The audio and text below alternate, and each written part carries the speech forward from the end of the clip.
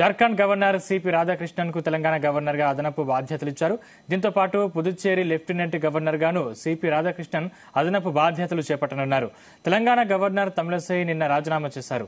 రాజీనామా లేఖను రాష్ట్రపతికి పంపగా ద్రౌపది ముర్ము ఆమోదం తెలిపారు. దీంతో జార్ఖండ్ గవర్నర్ సిపి రాధాకృష్ణన్ కు అదనపు బాధ్యతలు అప్పగించారు. కాగా లోక్సభ ఎన్నికల్లో బీజేపీ నుంచి ఎంపీగా పోటీ చేస్తున్నందున తమిళసై రాజీనామా చేశారు. తమిళనాడులోని కన్యాకుమారి లేదా తిరునల్వేలి లేదా చెన్నై సౌత్ లేదా పుదుచ్చేరి బీజేపీ ఎంపీ అభ్యర్థిగా ఆమె పోటీ చేయనున్నట్లు తెలుస్తోంది.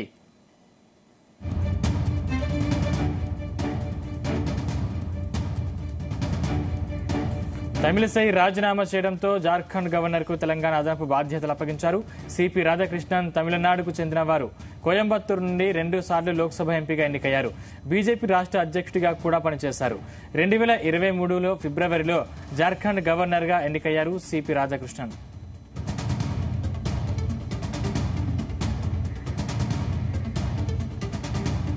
ఈ అంశానికి సంబంధించిన మరిన్ని పూర్తి డీటెయిల్స్ మా ప్రతినిధి శ్రీచరణ్ అందిస్తారు. శ్రీచరణ్. సందీప్, తమిళసై సౌందరరాజన్ రాజీనామాను రాష్ట్రపతి ఆమోదించిన విషయం తెలిసిందే. అయితే ప్రస్తుత జార్ఖండ్ గవర్నర్ గా ఉన్న సిపి రాధాకృష్ణకి తెలంగాణ గవర్నర్ తో పాటు పుదుచ్చేరి లెఫ్టినెంట్ గవర్నర్ గా కూడా అదనపు బాధ్యతలు కట్టబెట్టారు. అయితే ప్రధానంగా ఇక్కడ మనం చర్చించుకోవాల్సింది సిపి రాధాకృష్ణన్ గురించి. ఆయన తమిళనాడుకు చెందిన వ్యక్తి. కోయంబత్తూరు నుండి వరుసగా పలుమార్లు ఆయన కోయంబత్తూరు పార్లమెంట్ నియోజకవర్గం నుండి పోటీ చేశారు. ఆయన మొదటిసారిగా 98లో భారతీయ జనతా పార్టీ తరఫున పోటీ చేసి దాదాపు 4,49,269 ఓట్లతో కూడా ఆయన గెలిచారు.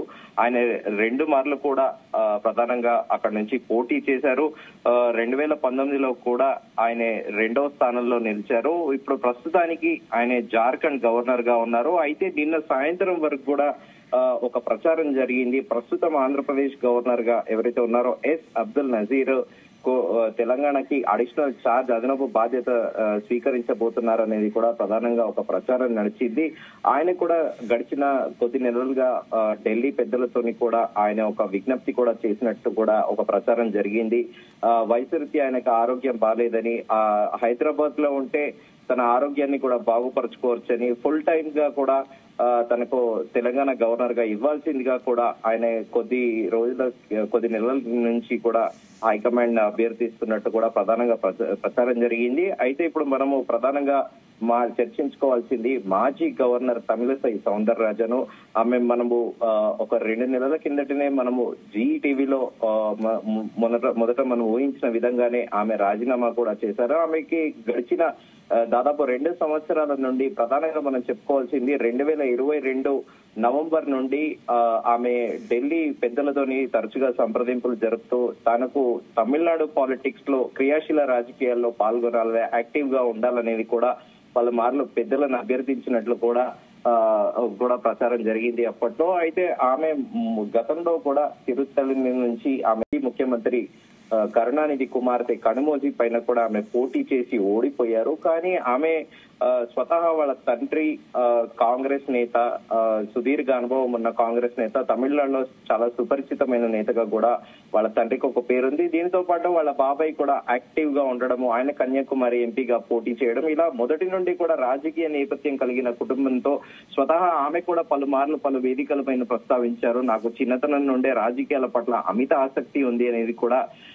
ఆమె ప్రధానంగా ప్రకటించారు. అయితే ఆమె 2023 నుంచి మాత్రము చాలా ఎక్స్పెడిట్ చేశారని చెప్పాలి. నిత్యము ఢిల్లీ పెద్దలతో సంప్రదింపులు జరుపుతూ నాకు మెంబర్ ఆఫ్ పార్లమెంట్ గా కంటెస్ట్ చేయాలి, లేదంటే నన్ను రాజ్యసభకైనా నామినేట్ చేయాలని కూడా పలుమార్లు ఢిల్లీ పెద్దలకి తన రిక్వెస్ట్ కూడా చేసినట్టు కూడా ప్రచారం నడిచింది. అయితే ఆమె ఎట్టకేలకు ఆమె కోరికను ఢిల్లీ పెద్దలు కూడా మన్నించి ఆమెకి ఇప్పుడు ప్రధానంగా చర్చ నడుస్తోంది. తమిళనాడులో ఐదర్ కన్యాకుమారి నుంచి లేదా తిరువనల్వేలి లేదా సౌత్ చెన్నై నుంచి కూడా ఆమె ప్రధానంగా పోటీకి సిద్ధమవుతున్నట్లు కూడా ఒక ప్రచారం నడుస్తా ఉంది.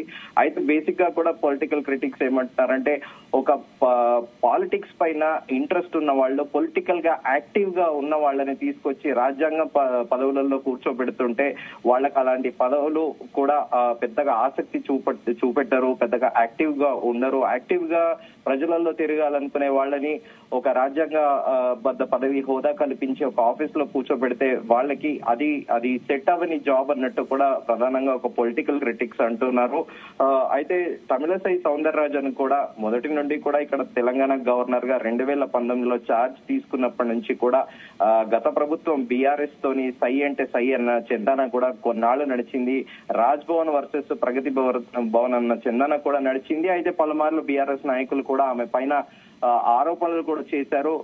రాజ్ భవన్ అనేది ఒక రాజకీయాలకు వేదికగా మారిందని, గవర్నరు ఒక రాజ్యాంగ పదవి చేపట్టినప్పటికీ ఆమె ఒక బీజేపీ నాయకురాలిగా, పక్తు రాజకీయ నాయకురాలిగా కూడా వ్యవహరిస్తున్నారని కూడా బీఆర్ఎస్ నేతలు పలుమార్లు ఆమె పైన ఆరోపణలు చేశారు.